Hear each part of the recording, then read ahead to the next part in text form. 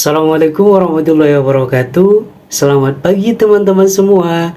Alhamdulillah, puji syukur kita panjatkan kehadirat Allah Subhanahu wa taala atas nikmat karunia dan hidayahnya kepada kita semua.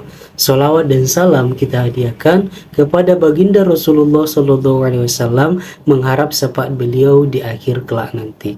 Sebelumnya, kami ucapkan terima kasih kepada dosen pengampu kita, Ibu Putri Nur Aini, SE, SYME, pada mata kuliah Metodologi Studi Islam yang sudah mempersilahkan kelompok 2 presentasi kali ini. Dan terima kasih kami kepada teman-teman semua yang hadir pada diskusi kuliah hari ini. Tak kenal maka tak sayang. Perkenalkan, saya Hotman, NPM 212310245 dari kelompok 2 sebagai moderator. Perkenalkan, saya Abdul Rajib, NPM 2123133. Perkenalkan, nama saya Dian Syafriana Putri dengan nomor NPM 2123 10058. Perkenalkan, nama saya Sabina dengan NPM 2123119. Ada 3 rumusan masalah yang akan kami bahas. A. Aneka metodologi studi Islam. B. Model-model penelitian studi Islam. C. Tujuan metodologi studi Islam. Sebelumnya saya akan jelaskan gambaran metodologi studi Islam, yaitu mempelajari hal-hal yang berhubungan dengan agama Islam secara sistematis dengan tujuan memahami seluk-beluk, ajaran, sejarah, sampai praktek yang dilaksanakan penganut agama Islam. Pola hidup, konsep perkembangan dunia selaras dengan Al-Quran. Rumusan masalah yang pertama, yaitu aneka metodologi studi Islam. Bagian A, metodologi ulumut tafsir, yaitu menjelaskan ayat-ayat Al-Quran kepada manusia dengan menafsirkan ayat-ayat Al-Quran. Macam-macam metode penafsiran. Yang pertama, metode tahlili, yaitu menjelaskan kandungan ayat-ayat Al-Quran dari seluruh aspek. Kelebihannya, memperkaya kata melalui penafsiran terhadap kosakata, ayat, syair kuno, dan kaidah nahwu. Yang kedua, metode ijmali, yaitu menunjukkan makna pada suatu ayat secara global. Yang ketiga, metode muqorrin, mengemukakan penafsiran ayat-ayat Al-Quran. Sejumlah penafsir kemudian dihimpun, lalu dikaji dan diteliti mengenai ayat tersebut. Yang keempat, yaitu metode mawadhu'i, yaitu menafsirkan Al-Quran dengan menghimpun ayat-ayat yang mempunyai makna dan topik yang sama dan menyusun kronologi serta sebab turunnya ayat tersebut. B. Metodologi ulumul hadis. Menurut bahasa, hadis berasal dari bahasa Arab, yaitu dari kata hadatsa, hadsan, haditsan, dengan pengertian yang bermacam-macam. Sedangkan secara terminologi, hadis adalah perkataan, perbuatan, atau takrir Nabi Muhammad yang disandarkan pada para sahabat atau tabi'in. Model penelitian hadis terbagi menjadi 3. Di antaranya, 1. Model penelitian Quraisy Shihab. 2. Model penelitian Mustafa Al-Sibai. 3. Model penelitian Muhammad Al-Ghazali. Saya akan melanjutkan mengenai model-model penelitian studi Islam. Yang pertama adalah model penelitian tafsir. Model studi atau penelitian tafsir adalah suatu contoh ragam, acuan atau macam dari penyidikan secara seksama terhadap penafsiran Al-Quran yang pernah dilakukan generasi terdahulu untuk diketahui secara pasti tentang berbagai hal yang terkait dengan penafsiran. Dan model penelitian tafsir ini ada juga macamnya. Yang pertama yaitu model Quraisy Shihab. Model penelitian tafsir yang dikembangkan bersifat eksploratif, deskriptif, analisis, dan perbandingan.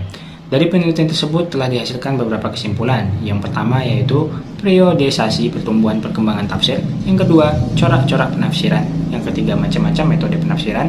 Yang keempat, syarat-syarat dalam menafsirkan Al-Quran tersebut. Yang kelima, hubungan tafsir modelisasi. Yang kedua, metode penelitian ini ada namanya dengan model penelitian hadis. Model penelitian hadis ini juga terbagi menjadi 2 macam. Yang pertama yaitu adalah model Quraisy Shihab, dan yang kedua model Mustafa Al-Sibai. Model Quraisy Shihab dalam penelitiannya tentang fungsi hadis terhadap Al-Quran menyatakan bahwasanya Al-Quran dan Sunnah mempunyai fungsi yang saling berhubungan dan berhubungan dengan pembinaan hukum syariah. Fungsi kedua dari Al-Quran dan As-Sunnah ini adalah memperjelas, merinci, bahkan membatasi pengertian lahir dari ayat-ayat Al-Quran tersebut. Selain itu, hadis juga dapat mengambil peran sebagai menetapkan hukum atau aturan yang tidak ada di dalam Al-Quran. Artinya hadis ini dapat sebagai penekanan atau acuan selain daripada Al-Quran. Sedangkan dalam model Mustafa Al-Sibai, hasil penelitian yang dilakukan Mustafa Al-Sibai antara lain mengenai sejarah proses terjadi tersebarnya hadis mulai dari Rasulullah sampai terjadinya upaya pemalsuan hadis dan usaha para ulama untuk membendungnya dengan melakukan pencatatan sunnah, dibukukannya ilmu Mutsalah al-Hadis, ilmu Jar dan Al-Ta'dil, dan kitab-kitab tentang hadis palsu dan para pemalsu dan penyebarnya. Lalu, yang ketiga ada model penelitian filsafat Islam. Yang pertama adalah model dari Muhammad Amin Abdullah. Hasil penelitiannya terdapat pada buku yang berjudul The Idea of University Ethical Norm in Ghazali and Kant. Dilihat dari judulnya, buku ini menceritakan metode penelitian kepustakaan yang bercorak deskriptif, yaitu penelitian yang mengambil bahan kajian dari berbagai sumber, baik yang ditulis oleh tokoh yang diteliti sumber primer atau yang ditulis orang lain sumber sekunder. Lalu yang kedua adalah model Ahmad Fuad Al-Ahwani. Metode penelitian yang dilakukan dengan penelitian kepustakaan yang menggunakan bahan-bahan kepustakaan. Sifat coraknya adalah penelitian deskriptif kualitatif, sedangkan pendekatannya adalah pendekatan yang bersifat campuran. 4. Model penelitian agama Islam fikih. A. Model Harun Nasution. Dalam karyanya yang berjudul Islam ditinjau dari berbagai aspeknya dengan corak deskriptif, eksploratif, dan dipadu dengan pendekatan historis. Harun Nasution menginterpretasi data-data historis yang dikaitkan dengan konteksnya. Deskripsinya mencakup struktur hukum Islam fikih secara komprehensif, yaitu kajian terhadap ayat hukum, asbab al-nuzulnya, pertumbuhan, dan perkembangan hukum Islam sejak zaman Nabi hingga sekarang. Munculnya mazhab hukum dan perbedaan pendapat. Tidak lupa pula Harun Nasution membagi perkembangan hukum Islam dalam 4 periode, yaitu periode Nabi, periode sahabat, periode istihad dari kemajuan, serta periode taklid dan kemunduran. Demikian pula jumlah mazhab sebenarnya banyak dalam Islam. Tujuan mempelajari studi Islam. Tujuan mempelajari metodologi studi Islam adalah untuk mengetahui struktural yang tepat dalam menstudikan keislaman, mengajarkan umat Islam akan budaya, ilmu, serta pemahaman agama Islam kepada umat manusia dalam berbagai aspek. 1. Memahami ajaran Islam dengan benar. Salah satu tujuan utama dari mempelajari metodologi studi Islam adalah untuk memahami ajaran agama Islam dengan benar. Dalam memahami ajaran Islam, dengan mempelajari metodologi studi Islam, kita dapat memahami bagaimana cara ulama melakukan penafsiran terhadap ayat Al-Quran dan hadis. 2. Meningkatkan kualitas penelitian. Metodologi studi Islam juga dapat meningkatkan kualitas penelitian yang dilakukan oleh para peneliti Islam. Dengan mempelajari metodologi studi Islam, para peneliti Islam dapat menghasilkan penelitian yang berkualitas dan dijadikan sebagai referensi oleh para akademis dan masyarakat. Dan yang ketiga, meningkatkan kepedulian terhadap ajaran Islam. Mempelajari metodologi studi Islam juga dapat meningkatkan kepedulian kita terhadap ajaran Islam. Dengan memahami cara-cara para ulama dalam memahami dan mengkaji ajaran Islam, kita dapat memahami bahwa ajaran Islam tersebut sangat kompleks dan memiliki kedalaman yang besar.